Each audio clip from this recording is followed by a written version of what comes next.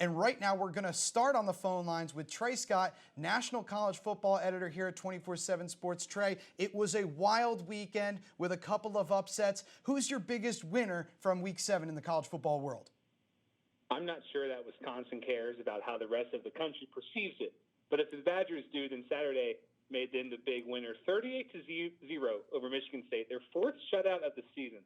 The first team since the 60s to shut out that many teams this far in advance. Wisconsin's given up 4 touchdowns all season. So I think their game against Michigan State, a team that's regarded in the Big Ten East, like on the other side of the conference, as a peer of Wisconsin, this was a throttling. And Jonathan Taylor didn't even get going.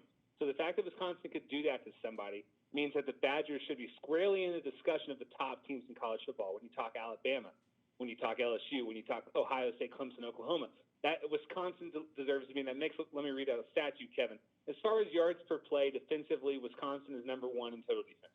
They're number 2 in rushing defense. They're number 1 in passing defense. They have everything it takes to win a national title. They play Ohio State on October 26th. I cannot wait. I cannot be more impressed with what the Badgers are doing.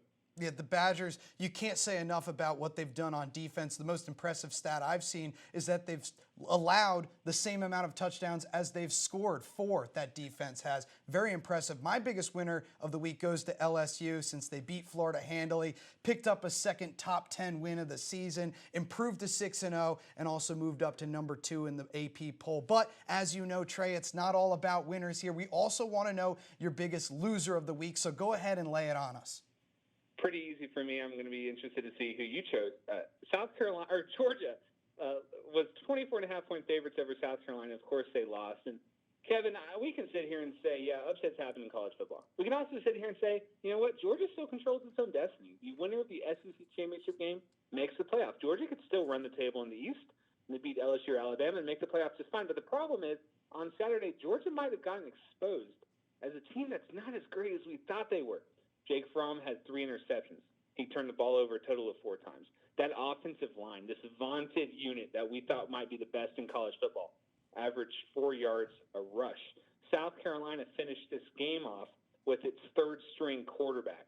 Georgia looked out-coached, out-physicaled, out-manned. I was not expecting to see that from this team. I know they had limitations.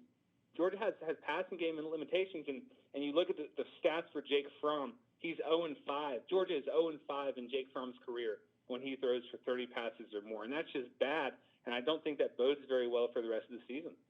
I'm right in lockstep with you on this one, Trey. Georgia's my biggest loser of the week. And you're right. They do control their own destiny. They can still make the playoff by winning out and winning the SEC championship game. But with Alabama and LSU at 1 and 2 in the AP poll right now, that's looking highly unlikely. Moving on, though, Trey, I want to know, do you have any other takeaways from Week 7 in college football? Yeah, so this is my takeaway after seeing what Georgia couldn't do and seeing what LSU has been able to do with its new passing attack with Joe Burrow. I don't think in this current era of college football you can contend or win a national title without a dynamic quarterback, without a dynamic passing attack. The last team to do that was Alabama when they had Jay Coker. And I know that was only 4 years ago, but if you're talking college football lifetimes, that was way longer than 4 years ago, given how the game has changed. Alabama is running a totally different attack than they were now. So the last 3 national title-winning quarterbacks, Deshaun Watson, Tua Tagovailoa, and Trevor Lawrence. So Jake Fromm, he can't do what those guys are doing. He just can't. 0-5. Georgia's 0-5 when he throws for 30 passes or more. Meanwhile, LSU has had this total offensive renaissance thanks to the passing attack. Joe Burrow has unlocked all of LSU's possible potential going forward. The only team who could make me incorrect here is Wisconsin, but that's because its brick wall defense is historically maybe the best in college football history. But I think in this day and age, you're not going to win a national title without a quarterback who can put you on his back. Trey, I think you're spot on there. Offensive renaissance has been a big storyline in college football this year, and I'm glad to see a team like LSU looking totally new and looking like a real contender coming out of the SEC with that high-flying offense led by Joe Burrow. So I'm right there with you on your biggest takeaway from Week 7. Trey, thank you so much for joining the program. We'll talk to you again shortly.